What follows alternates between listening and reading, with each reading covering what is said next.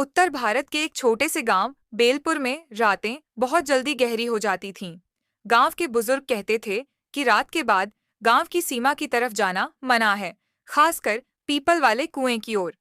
लोग कहते थे वहां एक गूंगी औरत भटकती है, चेहरा हमेशा लाल घूंघट से ढंका हुआ।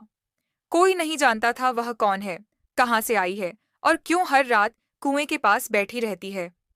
लोग उसे घूंघट वाली गूंगी चुड़ैल कहते थे। अर्जुन एक 14 साल का अनाथ बच्चा था जो गांव के मंदिर में पंडित जी के साथ रहता था। उसके माता पिता एक रहस्यमय दुर्घटना में मारे गए थे और लोग फुसफुसाकर कहते थे कि उनका अंत भी उसी घूंघट वाली चुड़ैल से हुआ था। लेकिन अर्जुन को कभी इस बात का यकीन नहीं हुआ। वो साहसी था और सच्चाई जानना चाहता था। एक रात सभी लोग गांव में सो रहे थे। अर्जुन चुपचाप गांव की सीमा से बाहर निकल गया। उसका लक्ष्य था पीपल का कुआं। वहां पहुंचते ही उसे ठंडी हवा का झोंका लगा।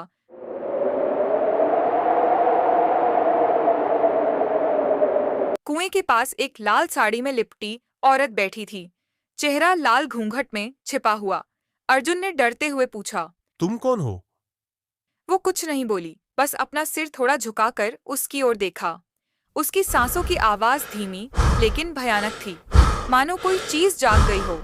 अर्जुन भागना चाहता था, लेकिन उसकी आंखें उस औरत से हट नहीं रही थीं। वो औरत हाथ से इशारा करने लगी, जैसे कुछ बताना चाह रही हो। उसने मिट्टी में उंगलियों से कुछ लिखा। मुझे इंसाफ चाहिए। अर्जुन चौंक गया। चुड़ैल इंसाफ? कौन थी ये औरत? उसने दोबारा पूछा। तुम्हारा नाम क्या है? औरत ने फिर मिट्टी पर लिखा, गौरी। अर्जुन ने अगली सुबह गांव के सबसे बूढ़े व्यक्ति दादा बिसेसर से गौरी के बारे में पूछा। बिसेसर कांपते स्वर में बोले, गौरी, वो हमारे गांव की सबसे सुंदर लड़की थी। गरीब थी, लेकिन बहुत मेहनती और नेक दिल। उसकी शादी ठाकुर सुरेश से तय हुई थी, लेकिन ठाकुर उसे पसंद नहीं करता था। शादी के बाद कुछ ही महीनों में गौरी की आवाज चली गई। वो गूंगी हो गई। लोग कहते थे ठाकुर ने ही उसे मारा पीटा था। अर्जुन ने सांस रोककर पूछा, फिर? एक दिन गौरी कुएं में गिर गई, या कहें उसे धक्का दिया गया।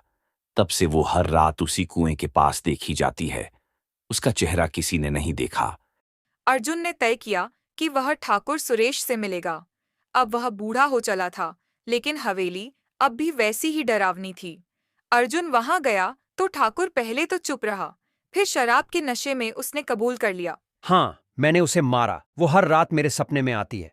मैं चैन से सो नहीं सकता। अर्जुन ने कहा। वो माफ नहीं करेगी तुझे? अर्जुन उस रात फिर कुएं के पास गया और गौरी की आत्मा को बुलाया। उसने सब बताया। ठाकुर ने सच कबूल कर लिया। अब वह जेल जाएगा। पुलिस को अर्जुन ने सूचना दी थी। गौरी की आत्मा सामने आई। उसने इशारे में अर्जुन को धन्यवाद किया। फिर अर्जुन ने बोला, मैं बचपन से अकेला हूं। मेरे माता पिता बचपन में ही मुझे छोड़ के चले गए। मैं आपका दर्द समझ सकता। मुझे आप में मेरे माँ की परछाई दिखाई देती है, इसलिए मैंने आपकी मदद की। कि गौरी ने मिट्टी में आखिरी बार लिखा। धन्यवाद अर्जुन। फिर एक चमक सी उठी और वह धुएं की तरह हवा में विलीन हो गई। ठाकुर को गिरफ्तार कर लिया गया। गांव वालों ने पहली बार खुलकर उसके अपराधों की बात की। पीपल का कुआं अब सूखा नहीं था, उसमें फिर से मीठा पानी आने लगा था। गांव की रातें अब डरावनी नहीं थीं। अर्जुन अब बड़ा हो चला था। उसने गांव में एक स्कूल खोला और उसका नाम रखा गौरी विद्या निकेतन। घूंघट वाली गूंगी चुड़ैल अब एक कहानी बन गई थी, पर अर्जुन जानता था वो केवल कहानी नहीं थी, बल्कि एक सच्ची आत्मा थी जिसने इंसाफ मांगा और पाया। गौरी की आत्मा अब भटकती नहीं थी, लेकिन अर्जुन की नींदें अब भी टूटी टूटी सी रहतीं। एक रात उसने सपना देखा, पीपल के पेड़ के नीचे गौरी बैठी है। वो सपना नहीं था। सुबह अर्जुन कुएं के पास गया तो वहां मिट्टी में कुछ लिखा था। इंसाफ अधूरा है। अर्जुन का मन फिर बेचैन हो उठा। उसने खुद से पूछा, क्या ठाकुर की गिरफ्तारी काफी नहीं थी? ठाकुर सुरेश को जेल में ज्यादा दिन नहीं हुए थे कि वह मृत पाया गया। डॉक्टरों ने हार्ट अटैक बताया, लेकिन जेल के 2 कैदी चुपचाप फुसफुसा रहे थे। रात को कोई लाल साड़ी वाली औरत उसकी कोठरी के पास दिखी थी। यह खबर पूरे बेलपुर में आग की तरह फैल गई। अर्जुन समझ गया, गौरी की आत्मा को और कुछ चाहिए, शायद सिर्फ न्याय नहीं बल्कि सत्य का पूरा खुलासा।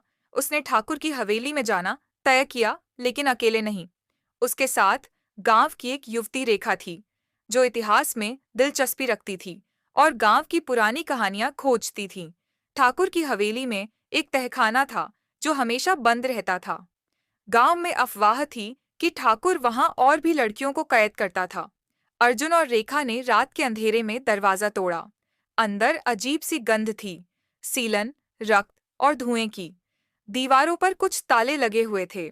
एक पुराना संदूक मिला, जिसे खोलने पर अंदर से एक डायरी निकली, गौरी की डायरी। उस डायरी में ठाकुर की क्रूरता, उसकी पिटाई, गूंगी हो जाने की कहानी और अंतिम पन्ने पर लिखा था, मैं नहीं डरती, लेकिन अगर मैं मर जाऊं तो मेरी आत्मा चैन नहीं पाएगी जब तक सबको सच न पता हो। मेरा भाई नहीं बचा सका, मेरा पिता पहले ही हार गया था, लेकिन कोई न कोई एक दिन मेरे लिए लड़ेगा, शायद कोई बच्चा। अर्जुन की आंखों में आंसू आ गए। रेखा ने बताया कि गांव में 3 और लड़कियां थीं, जो 1 दशक पहले अचानक गायब हो गई थीं। लोग कहते थे कि वे शहर चली गईं, लेकिन किसी ने कोई पक्की खबर नहीं दी। अब सब समझ आ रहा था, ठाकुर सुरेश सिर्फ गौरी का अपराधी नहीं था, वो एक दरिंदा था। गौरी की आत्मा का दर्द केवल उसके लिए नहीं था, वह सारी पीड़ित लड़कियों की आवाज़ थी। अर्जुन ने गांव के बीच में सभा बुलाई। उसने डायरी, तहखाने और लड़कियों की गुमशुदगी की कहानी सबके सामने रखी।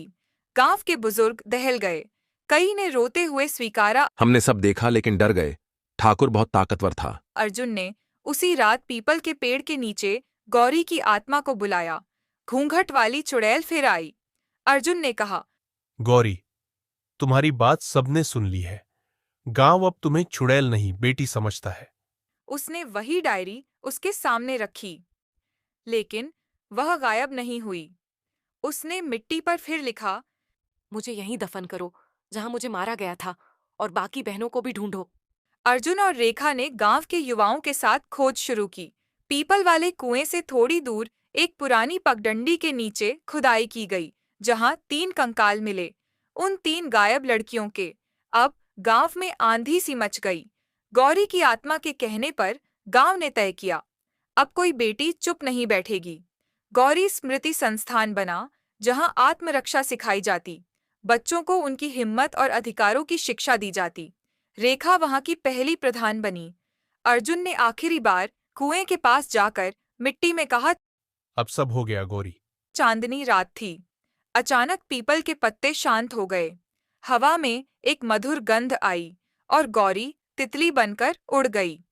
अब कोई घूंघट नहीं था, अब कोई डर नहीं था।